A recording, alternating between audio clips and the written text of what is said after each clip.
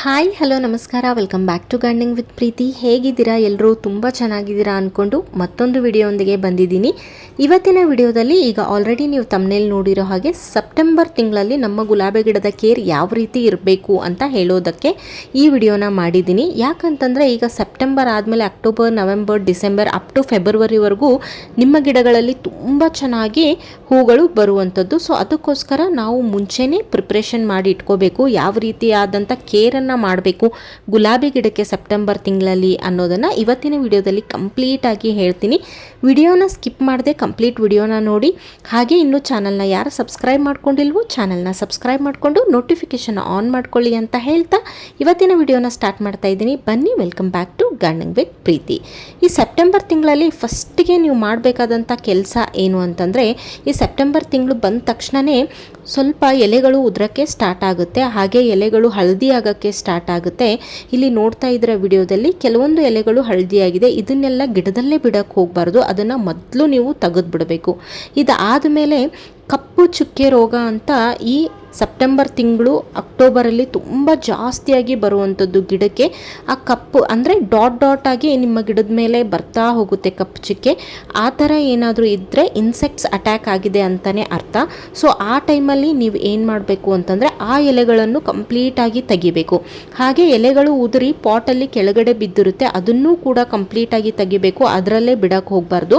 Because ಈಗ ಬಿಸಿಲು ಕಡಿಮೆ ಇರೋದ್ರಿಂದ ಮಣ್ಣು ಬೇಗ ಒಣಗಲ್ಲ. ಹಾಗೆ ಮಣ್ಣಿನ ಮೇಲೆ ಈ ಎಲೆಗಳು ಬಿದ್ದಾಗ ಏನಾಗುತ್ತೆ ಅಂತಂದರೆ ಕಂಪ್ಲೀಟಾಗಿ ಮಣ್ಣು ಒಣಗಕ್ಕೆ ಚಾನ್ಸ್ ಕೊಡಲ್ಲ. ಹಾಗೆ ಈ ಎಲೆಗಳು ಪಾಟಲ್ಲಿ ಬಿದ್ದಾಗ ಏನಾಗುತ್ತೆ ಅಂದರೆ ಫಂಗಸ್ ಅಟ್ಯಾಕ್ ಆಗುತ್ತೆ. ಸುಮಾರು ಜನದ ಕ್ವೆಶನ್ ಇದೆ ಇದು, ಫಂಗಸ್ ಯಾಕೆ ಅಟ್ಯಾಕ್ ಆಗುತ್ತೆ ಅಂತ. ಫಂಗಸ್ ಇದೇ ಕಾರಣಕ್ಕೆ ಅಟ್ಯಾಕ್ ಆಗುವಂಥದ್ದು. ಎಲೆಗಳು ಬಿದ್ದಿರೋದನ್ನು ನಾವು ಕಂಪ್ಲೀಟಾಗಿ ತೆಗ್ದಿಲ್ಲ, ಕ್ಲೀನ್ ಮಾಡಿಲ್ಲ ಅಂದಾಗ ಅದು ಮಣ್ಣೊಟ್ಟಿಗೆ ಸೇರಿ ಫಂಗಸನ್ನು ಕ್ರಿಯೇಟ್ ಮಾಡುವಂಥದ್ದು.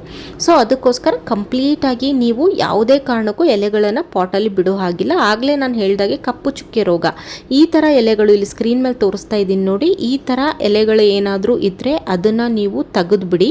ಬಿಕಾಸ್ ಇದು ಎಲೆಗಳು ಏನು ಮಾಡುತ್ತೆ ಅಂದರೆ ಉದುರಿ ಪಾಟಲ್ಲಿ ಬಿದ್ದ ಆದಮೇಲೆ ಅದರಲ್ಲಿರೋ ಇನ್ಸೆಕ್ಟ್ಸ್ ಮಣ್ಣಲ್ಲೂ ಕೂಡ ಸೇರ್ಕೊಳ್ಳೋದ್ರಿಂದ ಕಂಪ್ಲೀಟಾಗಿ ಮಣ್ಣು ಕೂಡ ಅವು ಬಿಡೋದಿಲ್ಲ, ಆ ರೀತಿಯಾಗಿ ಮಣ್ಣನ್ನು ಕೂಡ ಹಾಳು ಮಾಡಿಬಿಡುತ್ತೆ. ಸೊ ಅದಕ್ಕೋಸ್ಕರ ಈ ರೀತಿ ಬಿದ್ದಂಥ ಎಲೆಗಳನ್ನು, ಹಾಗೆ ಅದ್ರ ಜೊತೆಗೆ ಗ್ರಾಸ್ ಏನಾದರೂ ಬೆಳ್ಕೊಂಡಿದ್ರೆ ಅಂತಂದರೆ ಬೇಡವಾಗಿರುವಂಥ ಬೆಳೆ ಏನಾದರೂ ಬೆಳ್ಕೊಂಡಿದ್ರೆ ಅದನ್ನು ಕೂಡ ಕಂಪ್ಲೀಟಾಗಿ ನೀವು ತೆಗೆದು ಹಾಕಿ.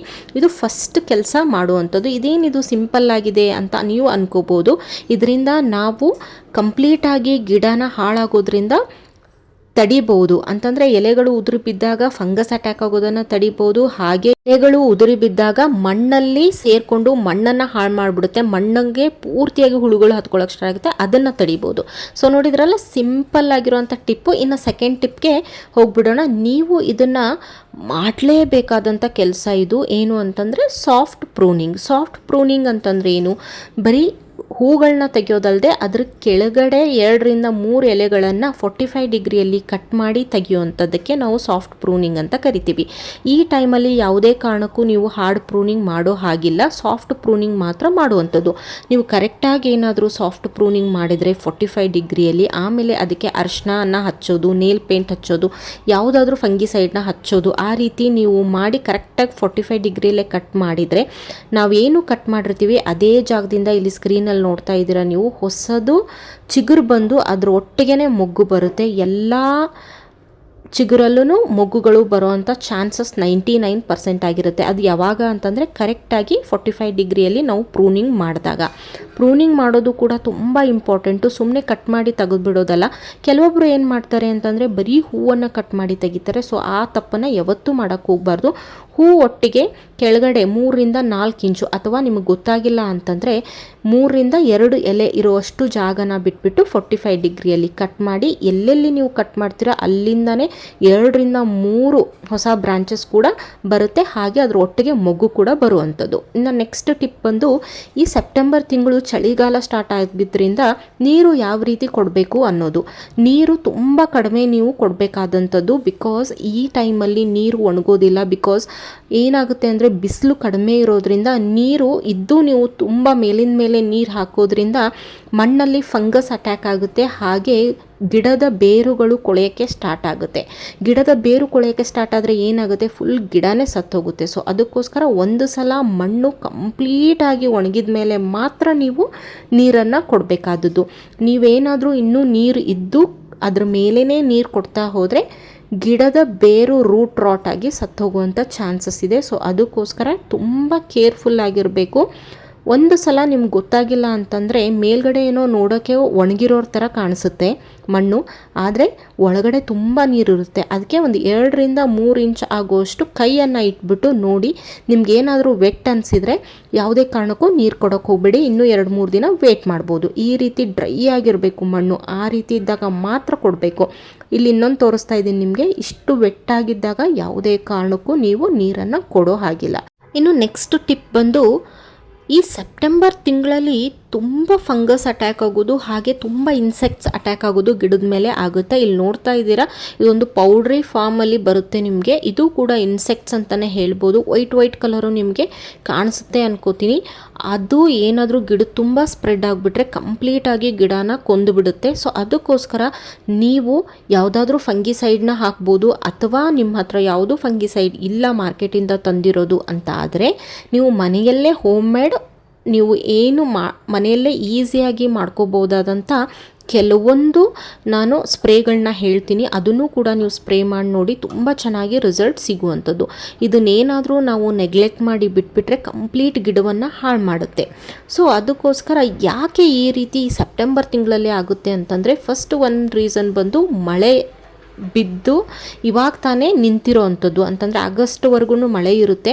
ಅವಾಗ ಏನಾಗುತ್ತೆ, ಕಂಪ್ಲೀಟಾಗಿ ಪಾಟಲ್ಲಿ ನೀರು ನಿಂತ್ಕೊಳ್ಳುತ್ತೆ, ಹಾಗೆಯೇ ಎಲೆಗಳ ಮೇಲೆ ನೀರು ನಿಂತ್ಕೊಳ್ಳುವಂಥದ್ದು. ಆವಾಗ ಎಲೆಗಳ ಮೇಲೆ ಮಾಯ್ಶ್ಚರ್ ಇರೋದ್ರಿಂದ ಈ ಇನ್ಸೆಕ್ಟ್ಸ್ಗಳು ಬರುತ್ತೆ, ಫಂಗಸ್ ಕೂಡ ಅಟ್ಯಾಕ್ ಆಗುವಂಥದ್ದು ಮಣ್ಣಲ್ಲಿ. ಸೊ ಅದಕ್ಕೋಸ್ಕರ ಫಸ್ಟು ಬಂದು ನೀವೇನು ಮಾಡಬೇಕು ಅಂತಂದರೆ, ನಿಮ್ಮ ಹತ್ರ ನೀಮ್ ಆಯಿಲ್ ಇದ್ದರೆ 1 ಲೀಟ್ರ್ ನೀರಿಗೆ 5 ml ಆಗೋಷ್ಟು ಹಾಕ್ಕೊಂಡು ಅದಕ್ಕೆ 2 ರಿಂದ 3 ಡ್ರಾಪ್ ಆಗೋಷ್ಟು ಸೋಪ್ ಪೌಡ್ರನ್ನು ಹಾಕೋಬೋದು, ಹ್ಯಾಂಡ್ ವಾಶನ್ನು ಕೂಡ ಹಾಕ್ಕೊಂಡು ಚೆನ್ನಾಗಿ ಮಿಕ್ಸ್ ಮಾಡಿಕೊಂಡು ಸ್ಪ್ರೇ ಮಾಡ್ಬೋದು. ಹಾಗೆ ಇನ್ನೊಂದು ಮನೆಯಲ್ಲೇ ಈಸಿಯಾಗಿ ಮಾಡ್ಕೊಳ್ಳುವಂಥದ್ದು ಅಂತಂದರೆ, ಪ್ಲೇನ್ ಹಾಲು ಏನಿರುತ್ತೆ, ಕಾಯಿಸಿರಬಾರ್ದು ಹಾಲು, ರಾ ಮಿಲ್ಕನ್ನು ತೊಗೊಂಡು ಅದನ್ನು ಒಂದು ಸ್ಪ್ರೇ ಬಾಟ್ಲಿಗೆ ಹಾಕ್ಕೊಂಡು ಚೆನ್ನಾಗಿ ಫುಲ್ ಗಿಡ ತುಂಬ ನೀವು ಸ್ಪ್ರೇ ಮಾಡಿಬಿಟ್ಟು ಇದನ್ನು ಬಿಸಿಲಿಗೆ ಇಡಿ. ತುಂಬ ಚೆನ್ನಾಗಿ ಇದು ಕೂಡ ವರ್ಕ್ ಆಗುತ್ತೆ. ಸೊ ಇದನ್ನು ಕೂಡ ನೀವು ಟ್ರೈ ಮಾಡ್ಬೋದು. ಸೊ ಸುಮಾರಿದೆ. ಹಾಗೆಯೇ ನೀವು ದಾಲ್ಚಿನಿಯನ್ನು ಕುದಿಸ್ಬಿಟ್ಟು ಅದ್ರ ನೀರನ್ನು ಹಾಕೋದು, ಬೇವಿನ ಎಲೆಯನ್ನು ಕುದಿಸ್ಬಿಟ್ಟು ಅದ್ರ ನೀರು ಸ್ಪ್ರೇ ಮಾಡೋದು, ಈ ಥರ ಹೋಮ್ ಮೇಡ್ ನಿಮಗೆ ಸ್ಪ್ರೇಗಳನ್ನ ಮಾಡ್ಕೊಳ್ಳೋದ್ರಿಂದ ತುಂಬ ಚೆನ್ನಾಗಿ ರಿಸಲ್ಟ್ ಕೂಡ ಸಿಗುತ್ತೆ. ಇನ್ನು ನೆಕ್ಸ್ಟ್ ಬಂದುಬಿಟ್ಟು, ಈ ರೀತಿಯಾಗಿ ಚೆನ್ನಾಗಿ ಹೂಗಳು ಬರಬೇಕು ಅಂತಂದರೆ ಯಾವ ರೀತಿಯಾದಂಥ ಫರ್ಟಿಲೈಸರ್ನ ನಾವು ಸೆಪ್ಟೆಂಬರ್ ತಿಂಗಳಲ್ಲಿ ಕೊಡಬೇಕು ಅಂತಂದರೆ, ಅಕ್ಟೋಬರ್ ತಿಂಗಳಿಂದನೇ ಹೂಗಳು ಸ್ಟಾರ್ಟ್ ಆಗಿಬಿಡುತ್ತೆ. ನಿಮಗೆ ಅಪ್ ಟು ಫೆಬ್ರವರಿವರೆಗೂ ಹೂಗಳು ಚೆನ್ನಾಗಿ ಸಿಗಬೇಕು, ಜಾಸ್ತಿ ಕ್ವಾಂಟಿಟಿಯಲ್ಲಿ ಹೂಗಳು ಸಿಗಬೇಕು ಅಂತಂದರೆ ಸುಮ್ಮನೆ ಅದು ಸೀಸನ್ಗೆ ತಕ್ಕಂಗೆ ಹೂ ಬರೋದಿಲ್ಲ. ನಾವೂ ಅದಕ್ಕೆ ಎಫರ್ಟ್ ಹಾಕಬೇಕು. ಹಾಗೆ ಫರ್ಟಿಲೈಸರ್ನ ಫೀಡ್ ಮಾಡ್ತಾ ಇರಬೇಕು. ಅದಕ್ಕೋಸ್ಕರ ಯಾವ ರೀತಿಯಾದಂಥ ಫರ್ಟಿಲೈಸರ್ನ ಹಾಕಬೇಕು, ಅದು ಸ್ಪೆಷಲಾಗಿ ಸೆಪ್ಟೆಂಬರ್ ತಿಂಗಳಲ್ಲಿ ಅಂತಂದರೆ ಹೆಚ್ಚಾಗಿ ಹೀಟ್ ಆಗಿರುವಂಥದ್ದು. ಅಂತಂದರೆ ಈ ಕಾಫಿ ಪೌಡ್ರ್ ಕೂಡ ಒಂದು ಹೀಟ್ ಐಟಮ್ ಅಂತ ಹೇಳ್ಬೋದು. ಇದನ್ನು 1 ಗ್ಲಾಸ್ ನೀರಲ್ಲಿ 1 ಶಾಶೆಟ್ ನಿಮಗೆ ಬರುತ್ತಲ್ವ, ಅದನ್ನು ಮಿಕ್ಸ್ ಮಾಡಿಕೊಂಡು ಡೈರೆಕ್ಟಾಗಿ ನೀವು ಗಿಡಗಳಿಗೆ ಕೊಡ್ಬೋದು. ಹಾಗೆಯೇ ಬನಾನಾ ಪೀಲನ್ನು ಒಣಗಿಸ್ಬಿಟ್ಟು ಇದನ್ನು ಮಿಕ್ಸಿ ಮಾಡಿಕೊಂಡು ಇದ್ರ ಪೌಡ್ರು ಕೂಡ ನೀವು ಕೊಡ್ಬೋದು. ಹಾಗೆ ನೀವು ಮಸ್ಟರ್ಡ್ ಕೇಕ್ ಪೌಡ್ರನ್ನು ಕೊಡ್ಬೋದು. 1 ಟೇಬಲ್ ಸ್ಪೂನ್ ಆಗೋಷ್ಟು ಡೈರೆಕ್ಟ್ ಮಣ್ಣಲ್ಲಿ ಕೂಡ ಹಾಕ್ಬೋದು. ಹಾಗೆ ಅದನ್ನು 24 ಅವರ್ಸು ನೆನೆ ಹಾಕಿ ಅದನ್ನು ಫರ್ಟಿಲೈಸರ್ ಆಗಿ ಕೊಡ್ಬೋದು. ಇನ್ನೂ ಸುಮಾರು ಫರ್ಟಿಲೈಸರ್ಗಳನ್ನ ನಾನು ನನ್ನ ಚಾನಲಲ್ಲಿ ಅಪ್ಲೋಡ್ ಮಾಡಿದ್ದೀನಿ, ನೀವು ಅದನ್ನು ಕೂಡ ರೆಫರ್ ಮಾಡ್ಕೊಳ್ಳಿ. ಸುಮಾರು ಫರ್ಟಿಲೈಸರ್ ಇದೆ. ಈ ವಿಡಿಯೋದಲ್ಲಿ ಹೇಳ್ತಾ ಹೋದರೆ ಲೆಂದಿ ಆಗುತ್ತೆ. ಸೊ ಅದಕ್ಕೋಸ್ಕರ ನಿಮಗೆ ಈ ವಿಡಿಯೋ ಇಷ್ಟ ಆಗಿದೆ ಅಂದ್ಕೊಂಡು ಇವತ್ತಿನ ವಿಡಿಯೋನ ಇಲ್ಲಿಗೆ ಮುಗಿಸ್ತಾ ಇದ್ದೀನಿ. ಇನ್ನು ನೆಕ್ಸ್ಟ್ ವಿಡಿಯೋದಲ್ಲಿ ಹೊಸ ಟಾಪಿಕ್ ಒಂದಿಗೆ ಬರ್ತೀನಿ ಅಂತ ಹೇಳ್ತಾ ಇವತ್ತಿನ ವಿಡಿಯೋ ಇಲ್ಲಿಗೆ ಮುಗಿಸ್ತಾ ಇದ್ದೀನಿ. ನಿಮ್ಗೆ ಏನಾದರೂ ಡೌಟ್ ಇದ್ದರೆ ಕಾಮೆಂಟ್ ಮಾಡಿ, ಆನ್ಸರ್ ಮಾಡ್ತೀನಿ ಅಂತ ಹೇಳ್ತಾ ಎಲ್ಲರಿಗೂ ಥ್ಯಾಂಕ್ ಯು ಇಲ್ಲಿವರೆಗೂ ವಿಡಿಯೋ ನೋಡಿದ್ದಕ್ಕೆ. ಹಾಗೆಯೇ ಹೀಗೆ ಸಪೋರ್ಟ್ ಮಾಡ್ತಾ ಇರಿ ಅಂತ ಹೇಳ್ತಾ ಥ್ಯಾಂಕ್ ಯು ಆ್ಯಂಡ್ ಬಾಯ್.